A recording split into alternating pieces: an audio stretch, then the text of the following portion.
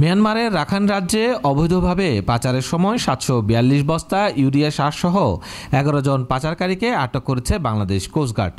বৃহস্পতিবার সকালে এক সংবাদ বিজ্ঞপ্তিতে কোস্টগার্ড মিডিয়া কর্মকর্তা লেফটেন্যান্ট কমান্ডার হারুনুর রশিদ এই তথ্য নিশ্চিত করেন। তিনি জানান, বৃহস্পতিবার ভোর রাত ৪টার দিকে কোস্টগার্ড জাহাজ বিসিজিএস মনসুর আলী সেন্ট মার্টিনের ছেড়াদ্বীপ থেকে ৪ নটিক্যাল মাইল দক্ষিণে একটি ইঞ্জিন চালিত কাঠের বোট শনাক্ত করে। বোটটিকে থামার সংকেত দিলে তা উপেক্ষা করে দ্রুত পালিয়ে যাওয়ার চেষ্টা করে। পরে কোস্টগার্ড সদস্যরা ধাওয়া করে বোটটিকে আটক করে। বোটে তল্লাশি চালিয়ে শুল্ক কর ফাঁকি দিয়ে মিয়ানমারের রাখাইন রাজ্যের পাচারকালে ৭৪২ বস্তায় ইউরিয়া সার জব্দ করা হয়। এই সময় বোটে থাকা ১১ জন পাচারকারীকে আটক করা হয়।